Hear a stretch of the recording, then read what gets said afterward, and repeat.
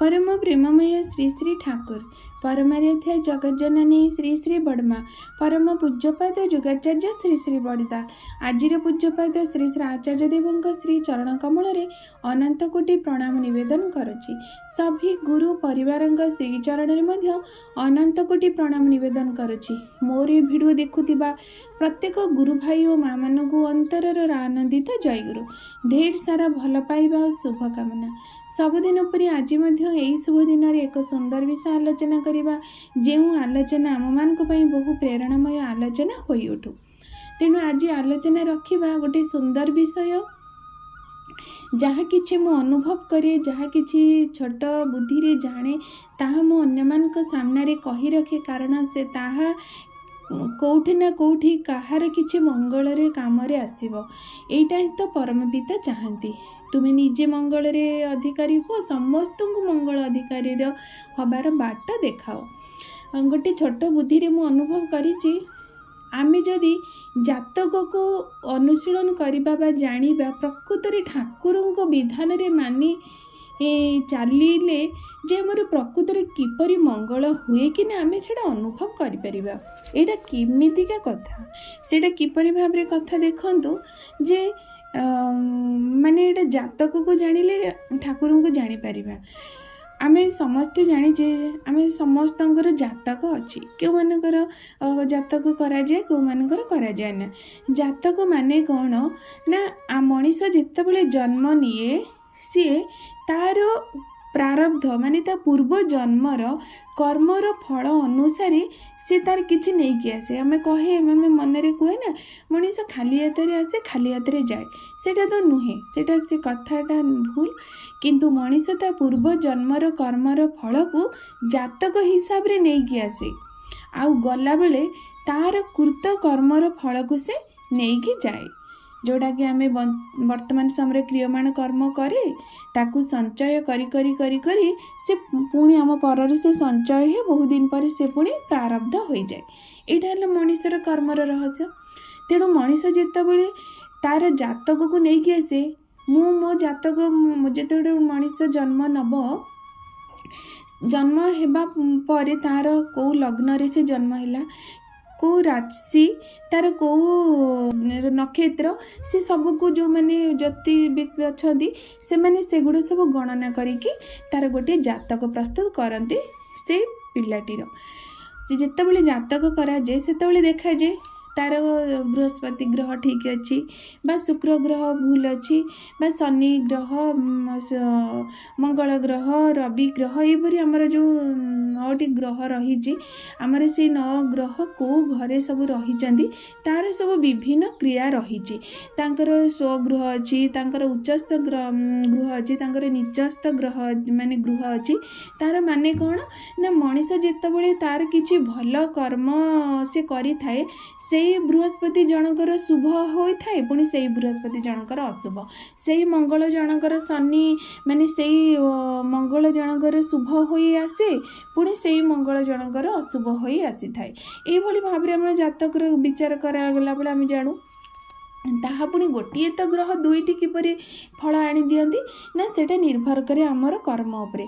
जेतेबेले मनीष पूर्व जन्म रे एभली सब विभिन्न कुकर्म तार सब जदि करि थाए सेटा हमें गोटे उदाहरण देले बुझिबा। जदि धरा जो गोटे मनुष्य पूर्व जन्म रे गुरुजन को सेवा करि नाहंती बा तांको पीड़ा देइचंती तांको अपमान करिचंती एभली सब विभिन्न कर्म से करिचंती तेणु तांकर बृहस्पति ग्रह खराब हो आसी था अर्थात माने बृहस्पति द्वारा से पीड़ा प्राप्त हुअंती सेटा हेले जाए से कर्मर फल सेटा खंडन हम।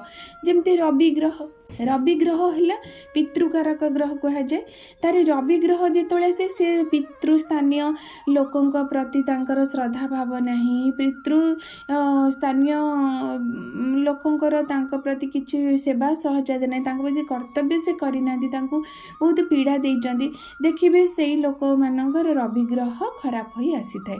से पड़ी चंद्र है मातृकारक ग्रह मातृस्थानीय माँ को श्रद्धा करवा बा सम्मान दबा बा माँ को प्रति किछि भल कर्म कले तांकर मंगल शनि माने आमर कौन ग्रह चंद्र ग्रह शुभ हो आसे जदि सेटार किछि खराब करचंती ताहले ता अशुभ हो आसे। एटा हमें जानिदेले जदि आम जानिले आमर यही सब ग्रह खराब रही तार माने फल आमको यही सब दशा को भोग करने को पड़ो, यही सब आमको फल आम पाइबू।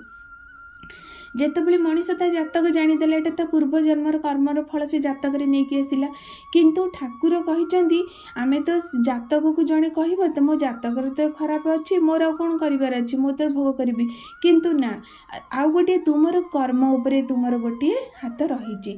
अर्थात जदि तुम्हें दुई भाग कर्म फल नहीं आस पुणी गोटे भाग तुमर वर्तमान क्रियमाण कर्म से उपरे तार प्रभाव रर जो मोर बृहस्पति ग्रह खराब रही मुझे बृहस्पति ग्रह को ठीक करने गुरुजन सेवा करी, सम्मान करी, गुरुजन जीवन में गुरु को मानिकी चली, तांकर कर्तव्य करी, प्रति विहित भाव जहाँ भी किछि मोर करणीय सम्मान तथा जहाँ भी किछि मोर मो दे करिवार कथा तांको करी देई जेबी ताले देखिबे मोर बृहस्पति ग्रह खराब थिले भी मते पीड़ा दे पारिबे नहीं।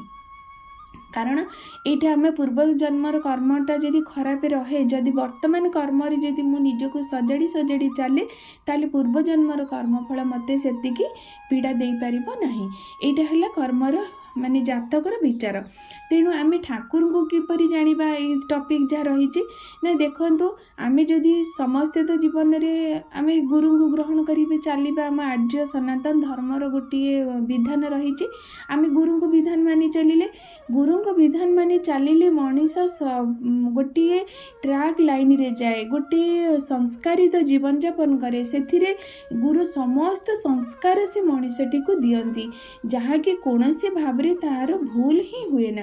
जदि भूल न हुए तार खराबटा प्रवेश केमिति करिबो, जेमिति आमे गोटे पुराणर उदाहरण में जानी परिबा। जेमिति भीष्मदेवंकर गोटिए कर्म फल कर्म तांकर थिला जे किपरि भाबरे से जेतबेले गोटिए जन्म रे सेमति राजकुमार थिले, से आसुथिबा बाटर रे गोटे सापटी आगरे पड़ीथिला।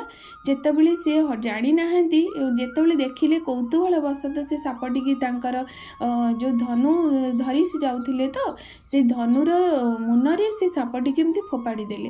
फोपाड़ी देला फल रे देखा गला से सापटी गोटे कंटा बुदारे पड़ीला, तापरे से चली गले आ सेठी मार्क करिना आदि, किंतु बहुत दिन किछि दिन रही से सापटी सेठी रक्ताक्त होई ता प्राणवायु चलीगला।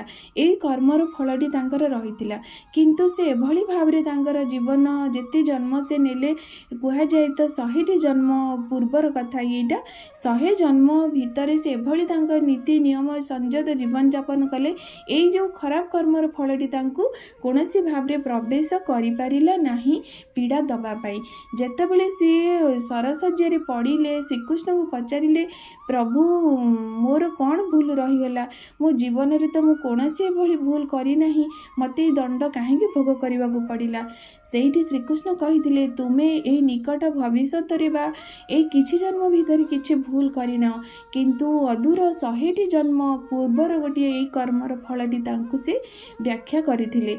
माने देखंतु 100 जन्मर कर्म फल टी तांकु दिने भोग करने को पड़िला ना। सेटा केमिति भोग करिबर ना, से गोटे असत चक्षु द्वारा करदेले जे भूल टी को से देखिले प्रतिरोध करि पारिले नाही, से द्वारा तांको भूल प्रवेश करगला आ से फलटा ए जन्म रे भोग करने को पड़िला। जदि से सेटा सेठी प्रत्युत्तर देई थांते बा सेठी बंद करि देई थांते, से सेठु विरोध करि थांते, से कर्म फल मध्ये ए जन्म रे तांको प्रवेश करि पारि न थांदा। ताहाले कर्म फल को भी खंडन करिवार शक्ति गुरुंक विधान रे थाए, जोटा कि आम अनेक उदाहरण देखीचे। आम केते टीका गोविंद चंद्र को आम देखीचे, तांकर आयु थिला मात्र 16 वर्ष, से किपरि अमर होई रहिले तांकर माँ को द्वारा से किपरि भाबरे गुरु ग्रहण करी विधान मानि चलिले। एपरि अनेक उदाहरण रही। तेणु जातक को जानिले प्रकृति में आम जानीपर जे परम पिता को जीवन में ग्रहण करी चलिले आम जीवनर केते जे अमंगल रिष्ट खंडन हो जाउची, केते କେତେ ଭଲର ଫଳ ଆମେ ପାଉଛେ ତାହା ଆମେ ଅନୁଭବ କରିପାରିବା। ଆଉ ଜାତକ ନ ଜାଣିଲେ ଆମେ ଜାଣିପାରିବା ନାହିଁ। ଆମେ ତ ଜାଣିପାରିବାନି ଆମର କ'ଣ ଭୁଲ କ'ଣ ଠିକ୍, କିନ୍ତୁ ଜାତକ ଯଦି ଜାଣିଥିବା ଆମେ ଜାଣିବା ଏଇ ଦଶାଟି ତ ଆମର ରହିଛି କିନ୍ତୁ ଆମକୁ ତ ଭୋଗ ହେଇପାରୁନାହିଁ।